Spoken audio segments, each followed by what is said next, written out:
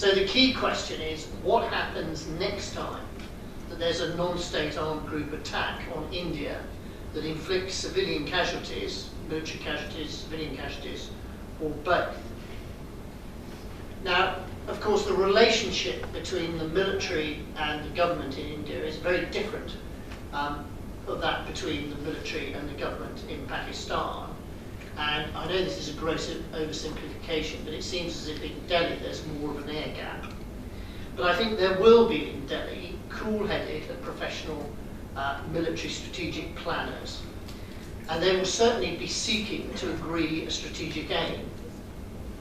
Now, if I were in the position of the Indian Army's chief operational planner, I would be suggesting that the strategic aim would be to eliminate the threat of attacks by non-state armed groups based in Pakistan. And there'd be two enabling objectives. One would be to persuade the Pakistani government to cut any ties it had with non-state armed groups. And the second would be to persuade the Pakistani authorities to crack down on non-state armed groups that threatened India, whether or not they had ties with them. But if a subsequent major non-state actor attack occurs, I think we should understand that there would be intense media and political pressure for a firm Indian response. Now, obviously, the Indian military and their intelligence authorities would be seeking to establish as accurate a picture as they could of the attackers and what, if any, linkage they had to the Pakistani state. Now, as a former military intelligence officer, I expect that the Indian intelligence people would be under considerable pressure to produce definitive results in a short period of time, and that might not be easy. So would India attempt to repeat diplomatic action to isolate and pressurise Pakistan? Now, I would defer on this to those in the room with an international relations or diplomatic background, but I think India would attempt to increase international pressure on Pakistan. But there would also be intense pressure for India to retaliate with force. Would it be a repeat of the claimed response to the Uri attack? It might be, it might not. But one consideration in the Indian military is that they would expect Pakistan to have strengthened their defences on their side of the line in Kashmir. If the new attack inflicted greater numbers of casualties in India, the public and media calls in India for a greater response would themselves be greater. So pressure would be created for a response that would inflict more pain on Pakistan. So India might seek to inflict greater diplomatic, economic or military damage in return. And it might be prepared to accept greater military risk in order to do so. A risk that could partially be reduced by committing more forces to any specific target to obtain greater overmatch. Now, of course, I don't know what menu of pre-planned options sits inside the Indian GHQ, but I'd be pretty confident that the Indian military have an extensive menu of options. Now, I've mentioned military options, diplomatic and economic options. India also has a different kind of option, an option for information operations. Now, those depend on the circumstances, but, for example, if India had accumulated enough evidence to plausibly indicate a smoking gun connecting the Pakistani state to an attack, it might choose to privately share it with other countries, or it might publish some or all of it. Now, this might not be done straight away. For example, if a raiding force captured any incriminating evidence, including material or people, these might eventually be displayed. Now, I expect that none of us in this room, or more widely in Islamabad or Rawalpindi, know what threshold of attacks in India might trigger another Indian strike or strikes on Pakistan. It's unlikely Delhi will tell us, and the senior political and military leadership in Delhi may not itself know what type of response it might make until after the event. Now, India has a wide variety of military options. It could carry out further short-range ground forces raids in Kashmir. It could accelerate shelling. It might choose to limit attacks to Kashmir region, or it might widen the geographic scope of such attacks. India's options are by no means limited to artillery fire or raids by ground forces. India could choose to use air power, perhaps initially on what it considered terrorist-related targets. Now, of course, Indian retaliation in Pakistan would create in Islamabad intense public, media and political pressure for Pakistani retaliation and escalation. And we could very quickly get into an escalation dynamic on both sides, which could see both sides climbing a ladder of escalation. So overall, I judge that further or more serious non-state actor attacks in Kashmir or in India proper could easily produce a dynamic change of military escalation by both sides.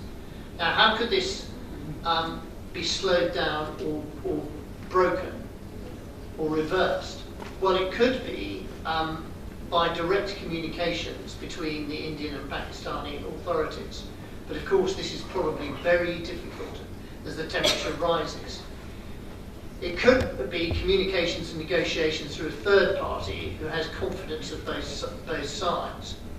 Or one side could call a halt unilaterally when it feels that escalation has got too far, but this becomes more and more difficult as the escalation increases. I think the other thing that's important right from the start, as Rahul said, is communication of intelligence.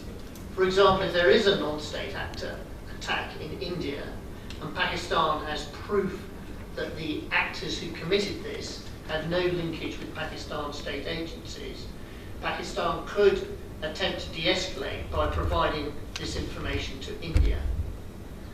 I think also this uncomfortable scenario that I've portrayed emphasises the importance of maintaining the impressive progress that's been achieved over the last 2 years with Operation Zabi-Azad in reducing the general terrorist threat across the country and of implementing the many initiatives listed in the National Action Plan.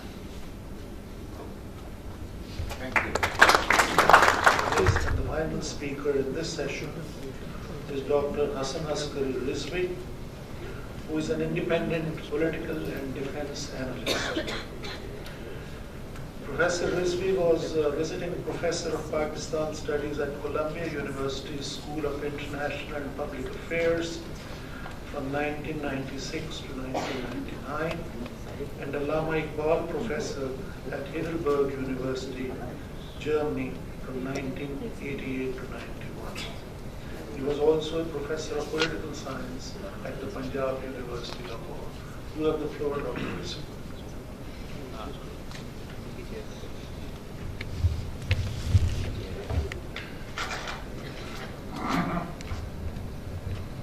Ladies and gentlemen, while sharing the concerns expressed by other speakers on the panel about the growing deterioration of relations between India and Pakistan, I can argue that the relations have always been troubled. You could talk about more problems or less problems in their relations, but all the time there have been difficulties and problems here. It is because of this unpredictability that we are never sure about the future direction of India-Pakistan relations, and especially about the sustainability of the dialogue, if dialogue takes place between India and Pakistan. And if we focus on the last 2.5 years, that is the period of Narendra Modi's government since May 2014, I have identified 7 characteristic features of this relationship between India and Pakistan in the script that I have written for this talk. However, I will mention only 3 which to me are very critical and very important for our discussion. Firstly, that in a non-war situation, relations have never been more troubled than the relations that we have experienced during 2015 and 16. And this is both at the official level as well as at the societal level. You have serious trouble. Second feature of the last 2 years is that there is a wide discrepancy between the personal and informal relations of the two prime ministers and the policies of their government. The goodwill reflected in the personal relations of Nawaz Sharif and Narendra Modi have not really moderated the hostility that is manifested in their bilateral relations at the official level. Third, the hostility between the two countries and the bitterness between the two countries, that is, hostility at the bilateral level, is now reflecting negatively at the regional level, the processes that exist at regional level, and this has already been mentioned here about SARC meeting, and also about the Heart of Asia summit that has already been discussed. Now the basic issue is that whether there is hostility, negativeness, or friendly relations, all these sentiments are cultivated. All these sentiments are managed through political socialization and official discourses within the backdrop of number of other factors which are beyond the scope of this discussion. Therefore, it's a matter of choice what kind of relationship India and Pakistan want to have, a choice which is made by the power elite in the two countries, the policy makers, and also societal leaders. Therefore, we can talk about certain developments which have been positive and certain developments that have been negative. And since May 2014, what we have seen is that there is a very conscious effort on the part of India to build diplomatic pressure on Pakistan, create a warlike situation without actually going into a situation of war, and also trying to isolate Pakistan and then trying best to designate Pakistan as a terrorist state at the international level.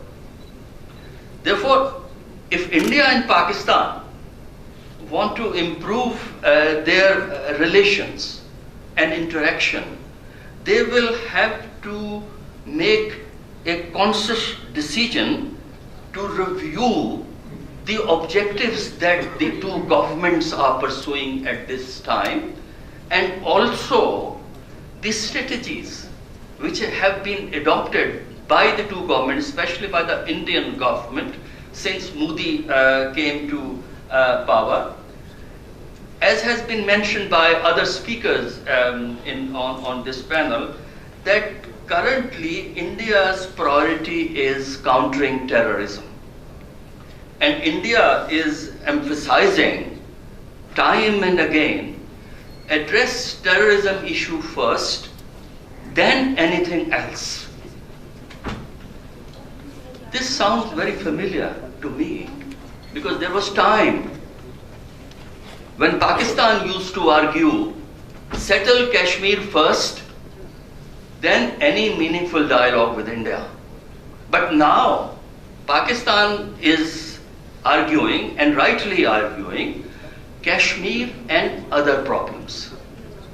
Similarly, India needs to adopt such a flexible approach, and that is terrorism and other problems, and only then a dialogue, a meaningful dialogue can take place. If you adopt a narrow, rather fixed kind of disposition, the scope for dialogue does not really exist, as long as India comes to the conclusion that terrorism can be a priority number one for India, but it can't be a condition for any other dialogue for Pakistan. That is very important. And the other important point that needs to be taken into account is that India takes a narrow, limited view of terrorism.